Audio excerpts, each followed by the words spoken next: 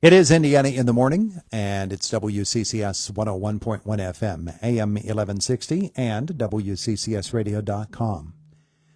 School boards, school districts all across Pennsylvania trying to get that final budget number, and Indiana area, just like every other school district in Indiana County and around the state, trying to do it in the context of, well, A, we don't know what's coming from the state. Their final budget isn't yet set. B, this charter school funding formula is basically throws everything into the mixer and chops things up, and that's another uncertainty that school districts have to deal with. Walter Schroth, the Indiana Area School Board president, is with us today. We're going to talk about this. Rob Heinrich and Mike Vukovich, of course, the former superintendent at Indiana Area. Walter, they are so much involved in this as well, and they actually are putting together a bit of a summit in Johnstown on Wednesday to talk about this topic. Good morning, Todd. Yes, sir, they are.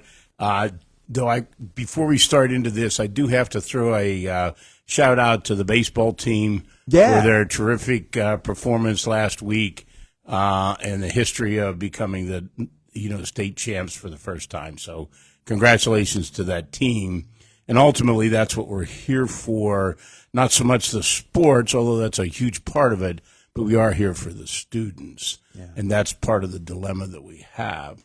But to answer your question, yes, Mike Vukovich, Rob Heinrich have put together this seminar this Wednesday at 4 o'clock at Johnstown.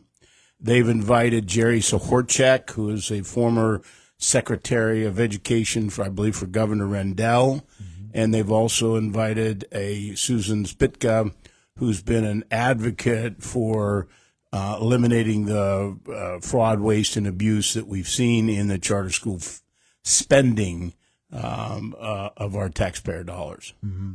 Our Walter's visit with us this morning, presented by Marcus and Mack, voted best law firm and best personal injury lawyer 3 years in a row in the Best of Indiana County contest. Visit them online at marcusandmack.com. When you think about charter school funding and the amount of monies that they are collecting from school districts and the way that the formula is set up, Indiana area is going to pay a certain amount of money based upon several factors, one of those being students who are enrolled in charter schools, and that's where it becomes really murky for the district and for everybody else that's watching all of this. So historically, first of all, Todd, we absolutely, at least me personally, believe that since we are about the students in some cases where the school system is failing them, need an alternative to that. Mm-hmm. They should not be punished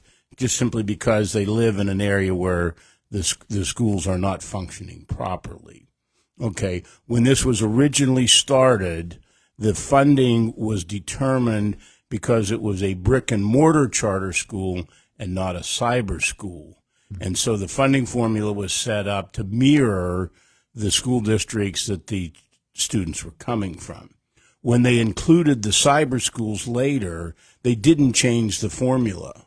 The cost of running a cyber school, which Indiana has its own, is about a third of what it cost for the brick and mortar school. Mm-hmm. And that's really where the issue is coming from, is that they've not changed that formula since adding the cybers. So those cybers get the chance to actually, their coffers should be bulging with the amount of money that they're getting. One of them has a fund balance of $82 million. That's basically their savings account. And every dime of that came from the taxpayers, the landowners and property owners of Indiana and all the counties in Pennsylvania. Our fund balance is $6 million right now, mm-hmm. and is projected to be reduced drastically in order to pay their fee of about $2 million for this coming school year.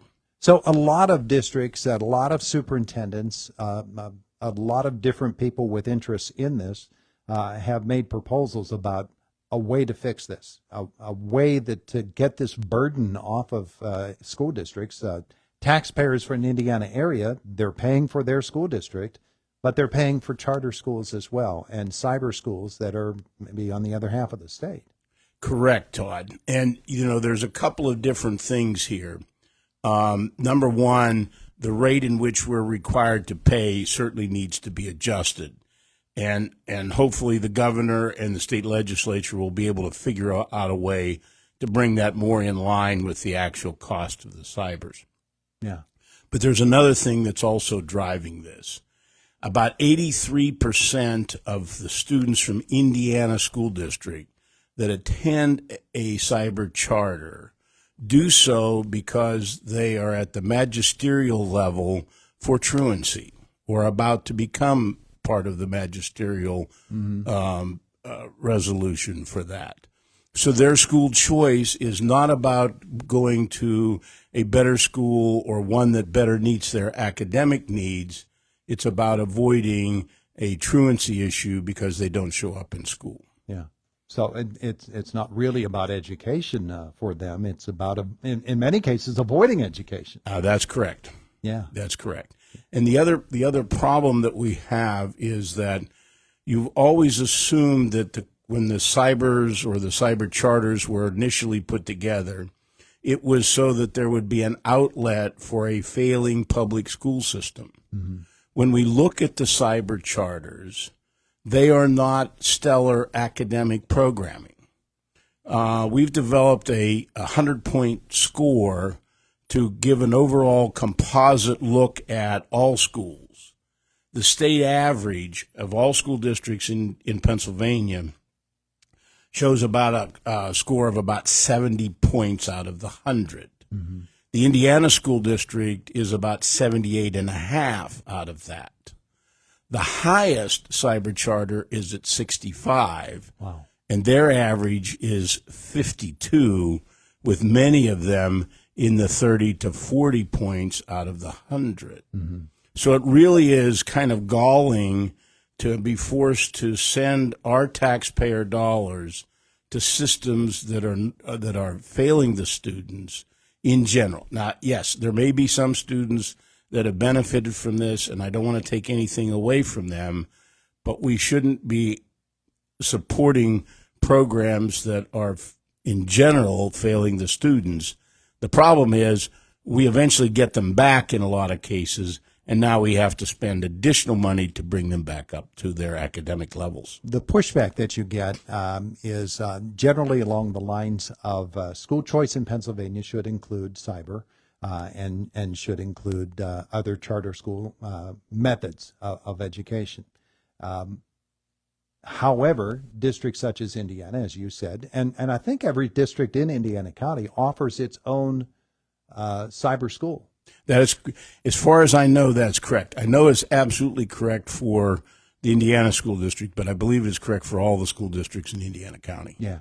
So there's another expense that Indiana Area School District has taken on in order to meet what is a perceived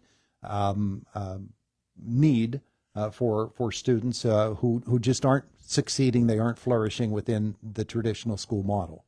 So Todd, there are students learn differently. Not every student, they're not necessarily cookie cutters here. And each student has certain learning capabilities and disabilities. Every single one has.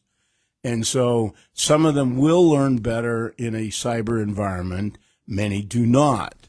But for those that do, it is incumbent upon us as a school district to offer that in-house opportunity for those students that benefit from it. Mm-hmm. So where do you see it all coming out in the end? Is it necessarily a legislative matter in Harrisburg? It absolutely is, because our hands are tied in what we can do, and without some legislative, and really it's not just legislative in the House and the Senate, but legislative including the governor has a role in this as well. And there needs to be a couple of things that need to happen. Number one, the formula needs to change in how we actually pay for the outside charters. And again, I'm not opposed to the outside a voucher system or school choice, but it needs to be done in a fair and reasonable way financially. And the second issue is accountability and dealing with this large amount of truancy and allowing the students to simply escape their responsibilities by going to a cyber charter. Many of those cyber charters do not track to truancy or enforce truancy the same way that the home sending school districts are required to do. Mr. Martell in his op-ed said last week that he believes that the lobbyists in Harrisburg are just too powerful, and that it's whatever they try to do legislatively is just going to get bogged down, and we'll never get something. We'll never get a solution. I believe that in this case, Mr. Martell is correct that the lobbyists do have a powerful hold over the legislature. Because there's too many dollars involved here, Todd. If you've got a fund balance of $82 million, that's a lot of money in just one of those cybers. One of the cybers reportedly is paying their superintendent something north of $750,000 a year for their superintendent. Yeah. The going rate in Indiana County is somewhere between $130,000 and $150,000. So, when you've got those kinds of dollars involved, that's a lot lot of power. It's going to take some courageous lawmakers in addition to some smart ones. Hopefully with our state representative, Jim Struzzi, our Senator Pittman, and with our governor, these guys are going to be able to figure this out and cut our districts a decent break.